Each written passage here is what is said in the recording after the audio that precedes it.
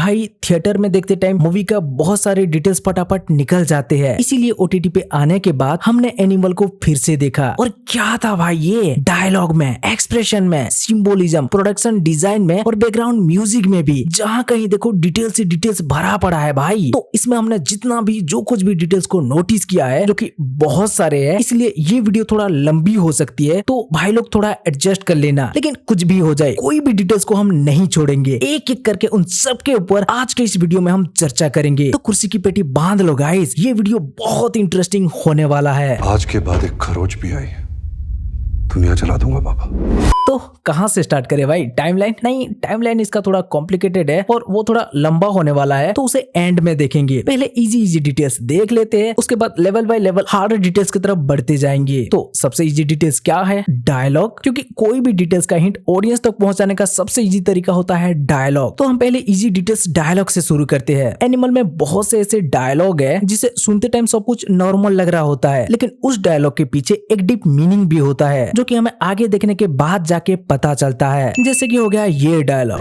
No mister spacecraft engineer thinks he knows everything ना। रणविजय इसमें क्या करता था, कितना पढ़ा था, कहां तक पढ़ा था, कुछ नहीं बताया है, लेकिन बिना पूछे ये एक ही डायलॉग में बता दिया था कि रणविजय का एजुकेशन, क्वालिफिकेशन और वो काम क्या करता है, स्पेसक्राफ्ट इंजीनियरिंग। इसीलिए वो उस मशीन गन को बनाने का आइडिया दे पाया था। और उससे आगे भी हमें देखने मिलता है, एक ही डायलॉग में देखा रणविजय के बारे में कितना कुछ बता दिया था। ठीक है, तो ऐसे ही स्टार्टिंग में जब रणविजय के माँ बलवीर के क्लोन बनाने की बात करते हैं, तो रणविजय बोलता है क्लोन करने में टाइम लगता है, बॉडी डबल बनाना पड़ेगा। ये डायलॉग हमें पहले से हिंट दे रहा था कि विजय के अंदर वो आइडिया पहले से है और ऐसा इसमें पॉसिबल भी है। इसीलिए जब आगे ऐसा सिचुएशन आता है तो विजय वही अपना बचपन का आइडिया अपनाता है। और उससे आगे जाकर अजीज भी। जब विजय और वरुण का पंगा के बारे में हमें पता नहीं था, वरुण का एंट्री सीन में ही रणविजय बोलता है, जी एक सेकंड, क्या हुआ पापा? पहले सिर्फ हम तीनों ही फोटो लेते। मतलब वरुण का एंट्री सीन में ही हमें हिंट दे दिया गया था कि विजय वरुण को उतना पसंद नहीं करता और वो उसे अपना फैमिली में भी नहीं गिनता। और उससे आगे क्या होता है हम सबको पता है। वरुण का गला घोटकर मारने के बाद विजय उसे गोली भी मारता है, मगर क्यों? क्योंकि कॉलेज वाला कांड के बाद विजय बोला था, दीदी इस बार ऐसा कुछ हुआ ना कॉलेज में तो डराऊंगा नहीं, सीधा गोली मार दूंगा। जैसा कि उसने कहा था, अपना दीदी के साथ फिर से वैसा होता हुआ देखता है और उसे पता भी चलता है कि वरुण उसका पापा को मारना चाहता है। तो पहले तो अपने पापा का बदला लेता है, फिर बहन का भी, नहीं तो उसे गोली चलाने की कोई जरूरत नहीं थी। गीतांजलि को विजय वार्निंग दिया था, My father is the best father in the world. Please don't say that. Don't ever go there. पर गीतांजलि शायद ये वार्निंग को बहुत हल्के में ले लेती है। तो विजय बाद में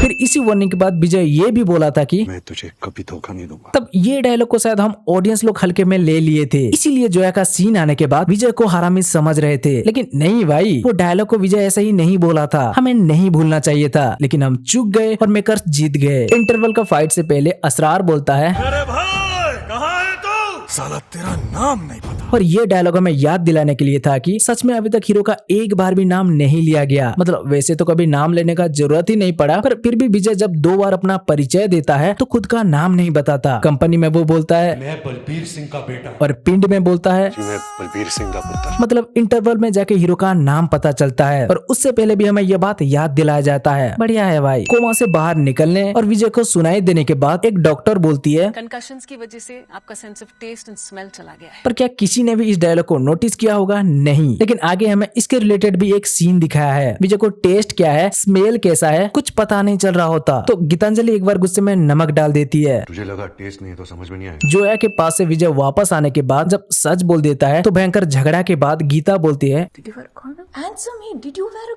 और भाई हमें लगता है इस डायलॉग को भी बहुत से फिल्में भाई इग्नोर कर दिए होंगे। लेकिन आगे जब अजीत का सीन आता है, जोया उल्टी करती है, तब हमें इस डायलॉग का मीनिंग पता चलता है। और पता नहीं इसमें से डायलॉग्स और कितने होंगे, लेकिन हमने तो इतना ही नोटिस किया था। इसलिए चलो डायलॉग के बाद चलते हैं नेक्स्ट लेवल एक्सप्रेशन डिटेल्स की तरफ। एनिमल में कुछ सीन ऐसे भी है जहाँ कोई डायलॉग तो नहीं है, लेकिन बिना डायलॉग के भी वो सीन एक्सप्रेशन के थ्रू बहुत कुछ बता रहा है। जैसे कि हो गया ये सीन, विजय एंट्री मारते ही गीतांजलि के माताजी के मुख से हमें ये एक्सप्रेशन देखने मिलता है, जो बता रहा था कि विजय जो कहानी गीतांजलि को बता रहा था ना, जब घर में एक सुंदर लड़की होती है और उसका एक भाई होता है और भाई के बहुत सारे दोस्त होते हैं, तो उन दोस्तों दोस्तों में से एक को चुनकर घर के मौसी, बुआ, ताई, भाई बनाती है। तो हाँ, विजय 9th और गीता 7th में होते टाइम विजय जो प्रपोज किया था, उसके अगले साल जब विजय का कहानी रूप से सुनकर गीतांजलि विजय को अपना घर बुलाया था, तब शायद यही माता जी थे जिन्होंने कहा था कि बेटा कौन है ये? भैया के दोस्त है मौसी जी। अच्छा, भैया के दोस्त भी तुम्हारे भैया हुए ना, बांधो राखी। और भाई बना लिए। इसलिए अब जब वो गीतांजलि की एंगेजमेंट में विजय को आते हुए देखे तो गीता को देखकर कंफर्म कर रहे हैं कि कहीं ये उसे तो नहीं देख रही। फिर जब उसके अगले दिन खेल पलट जाता है तो ये माताजी बोलते हैं, ये जब बच्चा था तब से जानते इसे। मतलब कंफर्म भाई बनाने वाले माताजी यही थे। तभी विजय को देखकर ऐसा एक्सप्रेशन दे रहे थे। क्या बात है भाई, इतना बड़ा बड़ा डिटेल्स एक इतना सा छोटा एक्सप्रेशन में। अब समझ रहे हो ना भाई हम इसका इतना तारीफ क्यों कर रहे थे। बलवीर सिंह को गोली लगने के बाद जब विजय इंडिया आता है तो पहली बार वो रूप की पति गौरव से मिलता है, और जब गौरव बोलता है कि हेलो भैया, सर से मिले आप? तो विजय भी एक अजीब सा एक्सप्रेशन देता है। और पता है तब विजय क्या सोच रहा होता है, आप पहले ये देखो। पापा पापा क्यों बोलता है?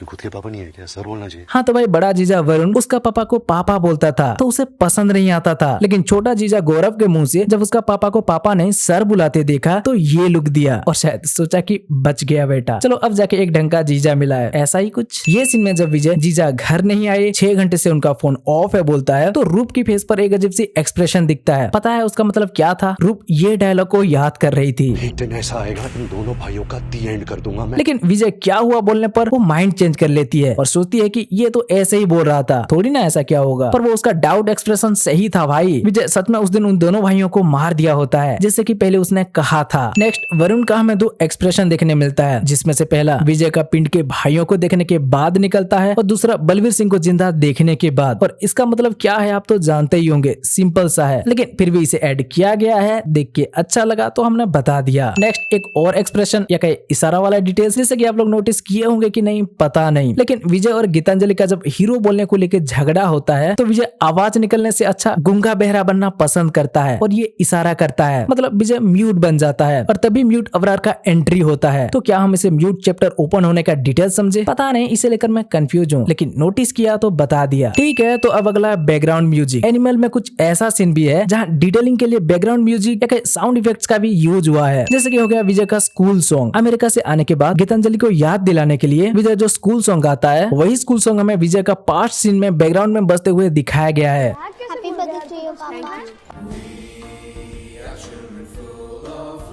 हैप्पी बर्थडे टू यू पापा। ध्यान से सुनिए, ये वही सॉन्ग है। हैप्पी बर्थडे टू यू पापा। हैप्पी बर्थडे टू यू पापा। भाई डिटेलिंग के लिए पार्ट में भी इसे इतना हल्का चलाना मानना पड़ेगा। नेक्स्ट विजय और वरुण के बहस चलते टाइम बैकग्राउंड में हमें कुछ मैसेजेस के साउंड इफेक्ट सुनने मिलता है। और हाँ सच में यहाँ रूप वरुण के भाई के साथ चैटिंग कर रही थी, इसीलिए बैकग्राउंड में हमें वो साउंड इफेक्ट सुनाया जा रहा था। लेकिन विजय पूछने पर रूप जो बोलती है कुछ चल रहा है तुम दोनों के पीछे? नहीं, ऐसा कुछ नहीं है। वो भी बिल्कुल सही है, क्योंकि ये एक्सप्रेशन के साथ आप देख सकते हो रूप वरुण का भाई को रिजेक्ट कर दिया है और ये बेचारा का दिल टूट गया है। शायद इसीलिए ये बंदा आगे जाकर अपना भाई के साथ मिल जाता है। खैर वो जो भी हो, यहाँ नोटिस करने वाली बात ये है कि कुछ ही सेकंड या कहीं कुछ ही मिनट का ये सीन में बिना कोई डायलॉग के सिर्फ साउंड इफेक्ट्स में और कुछ एक्सप्रेशन में एक लव स्टोरी को स्टार्ट करके निपटा भी दिए। वो देखकर काफी अच्छा लगा। ये डिटेल्स एकदम कड़क था भाई। बलवीर सिंह को गोली लगने के बाद वर्कर्स जब काम बंद कर देते हैं और विजय उन्हें मीटिंग के लिए बुलाता है तो तभी हमें एक साउंड सुनने मिलता है। काम बंद कर दिया। और ये साउंड था एक सायरन की, जैसे कि कंपनी में कोई इमरजेंसी मीटिंग या लंच टाइम वगैरह के लिए शायद बजाया जाता है। पर इसे भी मेकर्स ने नहीं छोड़ा और मीटिंग से पहले इस सायरन को बजाया। भाई नोटिस करके बहुत अच्छा लगा। आपने इसे नोटिस किया था क्या? Next animal BGM. आपने देखा होगा बचपन में विजय ऑलरेडी एनिमल मोड पे था, पर जब उसे अमेरिका में भेज दिया गया तो थोड़ा ठीक था। कुछ दिन के लिए अपने अंदर का एनिमल को सुला दिया था, लेकिन इंडिया में आते ही जब उसका अंदर का एनिमल जागने की कोशिश कर रहा था तो बैकग्राउंड में हमें एक बीजीएम सुनने मिलता था। ये सीन में आपने देखा होगा और ये सीन में भी। पर फिर भी अंदर का एनिमल को बाहर लाने का कोई स्ट्रॉन्ग रीजन नहीं था, तो वो बीजीएम भी ऑफ हो जाता था और विजय भी शांत हो जाता था। लेकिन जब उसे पता चलता है कि वरुण उसका पापा को मारने की कोशिश कर रहा है तो भाई तब और वो खुद को रोक नहीं पाता, वरुण का मर्डर कर देता है। और जब वो उसका जीजा से स्टार्ट करके पहला मर्डर करता है, ठीक उसके बाद हमें एनिमल का टाइटल देखने मिलता है, जिसका मतलब था कि अब वो एनिमल बन चुका है। और देखना यहीं से एनिमल का पूरा बीजीएम बजना स्टार्ट होता है। जब उसके अंदर एनिमल मोड एक्टिव होता है वो बीजीएम बजता है। लेकिन इतना ही नहीं, इंटरवल के बाद जब विजय जख्मी हो जाता है तो देखना चाहे वो कितना भी गुस्सा हो जाए या चिल्लाए, वैसा उस टाइप का बीजीएम नहीं बजता, क्योंकि अब एनिमल जख्मी है, पहले की तरह शिकार नहीं कर सकता। पर फिर उसके बाद जब वो ठीक हो जाता है, अगेन वही बीजीएम से सीन स्टार्ट होता है। मतलब इसमें जब विजय एनिमल नहीं बना था, एक भी मर्डर नहीं किया था, उससे पहले की बीजीएम अलग है। जब से एनिमल बना तब से आगे की बीजीएम अलग है, और जख्मी होने के बाद, जख्मी होके ठीक होने के बाद भी बीजीएम अलग अलग है। भाई विजय के बीजीएम के साथ ऐसा खेला है ना, आप ध्यान से देखोगे तो आपको पता चलेगा। इंटरवल फाइट के बीच एक सीन पर विजय बोलता है, पाली मिश्रा अंकल को फोन कर, बोल एयर एम्बुलेंस भेजे जल्दी, ट्रैफिक में फंस जाएंगे हम लोग। ट्रैफिक में फंस जाएंगे बोल के एयर एम्बुलेंस बुलाया, पर किसी ने भी एयर एम्बुलेंस देखा नहीं, क्योंकि उसे दिखाया नहीं भाई, सुनाया है। मस्त डिटेल्स था भाई। उस डायलॉग के बाद सिर्फ यहाँ हेलीकॉप्टर की साउंड को सुनाना, फिर इससे आगे देखा जाए तो बहरा वाला साउंड इफेक्ट्स, और बलबीर के बॉडी डबल, कैलाश जी का भी वॉइस बलबीर सिंह से अलग रखना। मैं कुछ देर के लिए घर जा सकता हूँ? बहुत बढ़िया था। ठीक है, तो भाई अब अगला production design, set design, background या कहीं स्क्रीन प्ले की डिटेल्स, जिस डिटेल्स में कि कोई डायलॉग नहीं है, एक्सप्रेशन नहीं है, और ना ही कोई बैकग्राउंड म्यूजिक। स्क्रीन में जो कुछ भी दिख रहा है, चल रहा है, बस वो हमें बहुत कुछ बता जाता है अपना सिंबोलिज्म से। जैसे कि स्कूल में विजय की बैग भूल जाना, जिसके बारे में कि गीतांजलि आगे बताती भी है, पापा घर आए तो स्कूल में बैग बोल के घर भागता था। ये विजय का अपना पापा के प्रति प्यार को दर्शा रहा था। लेकिन इतना ही नहीं, इस बैग हमें और भी बहुत कुछ बता रहा था। जैसे कि विजय का बैग में हमें एक स्पेस सूट दिख रहा है, इसका मतलब विजय को स्पेस से रिलेटेड चीजें पसंद है, या ये उसका पैशन है, इसीलिए आगे हमें इंजीनियरिंग करते हुए दिखता है, और प्लेन उड़ाते हुए भी। फिर विजय का बैग के ऊपर हमें जीनियस लिखा हुआ दिखता है, जो कि वो बनना चाहता है और जीनियस है भी। देखना वो हर बात में गलती ढूंढता और छोटी छोटी बात को भी पकड़ता है। ट्रैक बोल दिया, ट्रैक का क्या मतलब? सिक्योरिटी बोल दिया, वो सिक्योरिटी गार्ड्स नहीं, मेरे भाई हैं। क्रिमिनल बोल दिया, क्रिमिनल मत बोलो पापा।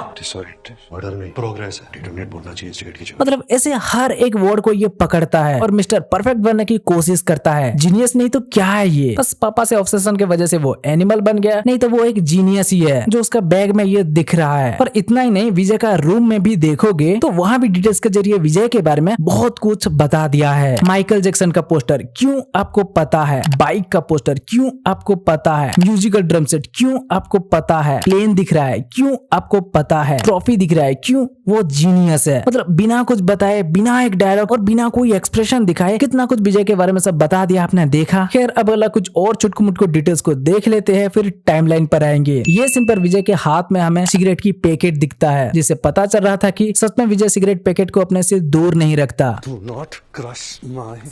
ये सीन पर गीतांजलि ऐसे कपड़ों में है, पर 10 सेकंड बाद जब गीतांजलि नीचे आती है तो कपड़े बदल कर आती है। क्यों, ये आप सबको पता है, लेकिन मेकर्स इतनी सी छोटी डिटेल्स पर भी ध्यान देना कड़क था भाई। ये सीन पर वरुण को गेट पे रोक लिया जाता है, क्योंकि अंदर बलवीर सिंह का बॉडी डबल की प्लानिंग चल रहा होता है, और जब तक बॉडी डबल तैयार हो नहीं जाता तब तक वरुण को अंदर एंट्री नहीं मिलता। उसके बाद मिलता है, पर तब भी वो बाहर से ही चला जाता है। इसीलिए जब असरार बोलता है और तुझे पता तक नहीं, तो वरुण के पास कुछ जवाब नहीं होता, क्योंकि उसे तो घर में घुसने ही नहीं दिए, तो उसे कुछ भी पता कैसे चलता। ये सीन पर जब ब्लास्ट होता है तो एक ग्रेनेड हमें यहाँ एक्स्ट्रा पड़ा हुआ दिखता है, और यही वो ग्रेनेड होता है जो ब्लास्ट होने के बाद नीचे जाकर गिरता है और विजय के पास ब्लास्ट होता है। दिख रहा है ना, विजय यहाँ अपना कारनामा सुनाने के बाद फादर वोमिट कर दिए बोलता है, जिसका अगले ही सीन में हमें फादर के सामने एक बंदा को क्लीनिंग करते हुए दिखाया जाता है। नाइस। ये सीन पर विजय एक मुद्रा के साथ बैठा हुआ दिखता है, जिस मुद्रा को कि उत्तर बोधि मुद्रा कहा जाता है। ऐसा उत्तर बोधि मुद्रा में आपने रोनाल्डो को देखा होगा और एलोन मस्क को भी। कहा जाता है इस मुद्रा से हेल्थ बेनिफिट मिलता है, सेल्फ कॉन्फिडेंस बढ़ता है, फोकस एंड कंसंट्रेशन इंप्रूव होता है। इसीलिए विजय ये मुद्रा में बैठा है, क्योंकि ये सब की अब विजय को बहुत जरूरत है। बाकी और क्या, हाँ विजय के बॉडी पर हमें बुलेट निशान भी देखने मिलता है और हार्ट ट्रांसप्लांट का निशान भी, जो कि बहुत बढ़िया डिटेलिंग था। अब अगला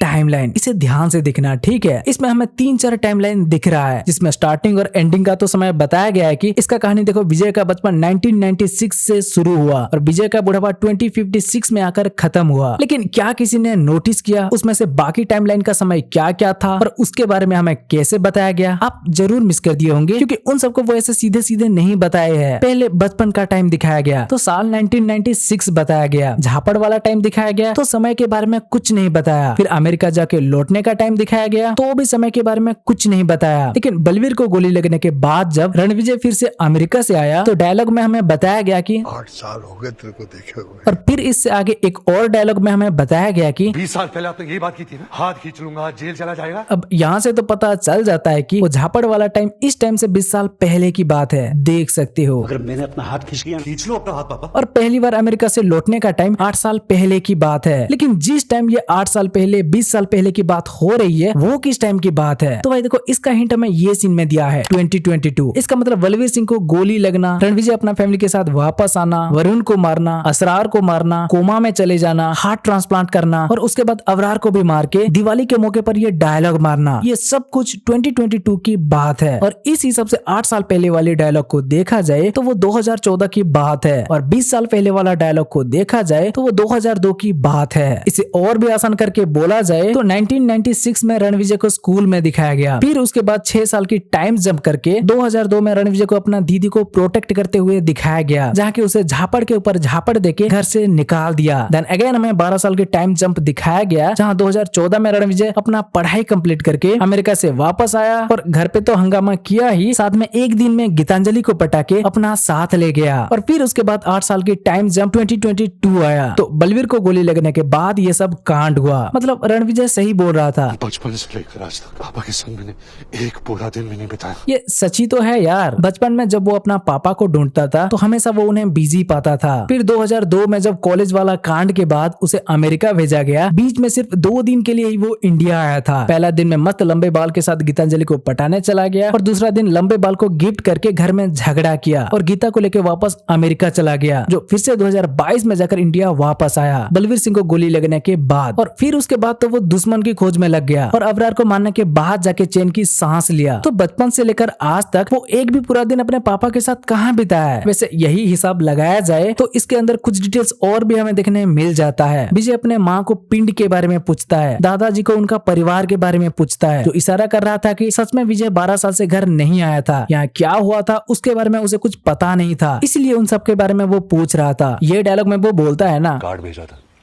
हमेशा कोई खुद गया था, जो दर्शा रहा था कि सच में वो अपना दीदी के शादी में यहाँ मौजूद नहीं था। दीदी के शादी के टाइम में बच्चा था, फॉर्म में नहीं था मैं। वो होता तो जरूर खुद पिंड में उन्हें बुलाने जाता, कार्ड देने जाता। इसीलिए परिवार की तरफ से भी वो वहाँ माफी मांगता है, क्योंकि वो उन्हें बुलाने नहीं आए, कार्ड भेज दिए। और हाँ, एक और क्लेवर डिटेल्स जिसे कि शायद आप में से बहुत लोग मिस कर दिए होंगे, विजय के सूट पर ये स्वास्तिक 12 साल बाद सिर्फ 2 दिन के लिए ही वो इंडिया आया था, उसमें से भी एक दिन लड़की के चक्कर में निकाल दिया, तो दूसरा दिन फैमिली पार्टी ज्वाइन करते ही वो स्वास्तिक का बैच पहन लिया, जो दर्शा रहा कि स्वास्तिक स्टील उसके लिए क्या मायने रखता है। असल में इसमें यही तो स्वास्तिक स्टील को रिप्रेजेंट कर रहा था यार। अब भले ही वो लोग बिजनेस के नाम पे कितना भी फड़फड़ा रहे हो, लेकिन क्या आपने इसमें कहीं बलवीर सिंह को या वरुण को स्वास्तिक स्टील में मीटिंग करते हुए, स्पीच देते हुए या स्वास्तिक का बैच पहनते हुए देखा है? नहीं, क्योंकि उसे रिप्रेजेंट करने वाले वो नहीं, विजय है। इसीलिए विजय का एंट्री में ही गेट पर स्वास्तिक को दिखाया, 12 साल बाद लौटने के बाद भी सूट पर स्वास्तिक को दिखाया, और आगे जाकर स्वास्तिक स्टील में विजय का एक स्पीच को भी दिखाया। आपको क्या लगा था ये ऐसा ही था? नहीं। तो पार्टी का झंडा गले में लटकाए क्यों घूम रहा है? दोस्त है तो क्या हुआ, स्वास्तिक स्टील का पार्टी में आया है तो गले में अपना पार्टी का झंडा नहीं, सूट में स्वास्तिक का बैच लगाए घूमना चाहिए, जैसे कि विजय घूम रहा है। भाई इसमें कोई भी सीन में कुछ भी यूं ही नहीं दिखाया यार, सबका एक एक डीप मीनिंग है। खैर छोड़ो, चलो अब अगर हम वापस टाइमलाइन पर आए तो ये तो हमने देख लिया कि स्टार्टिंग का टाइम और एंडिंग का टाइम बताने के बाद बीच का टाइमलाइन की हिंट वो कैसे दिए है। लेकिन इतना ही नहीं, आगे एक स्टेप ऊपर जाकर ये बीच में हमें दिन, महीना, घंटा और विलन की लोक संख्या के बारे में भी हिंट दिए है। रणविजय असरार को मारा और कितने दिन ऐसे बैठा रहा जो उसका पेट निकल गया, ये तो हमें डायरेक्टली नहीं बताया गया, लेकिन ये डायलॉग में 2 रात लगी दिल्ली के क्रेमेटोरियम से बॉडी को ढूंढने में, फ्रीज करके यहाँ तक लाने में 3 महीने लगे। मतलब ये सीन उस फाइट के 3 महीना 2 दिन बाद की है।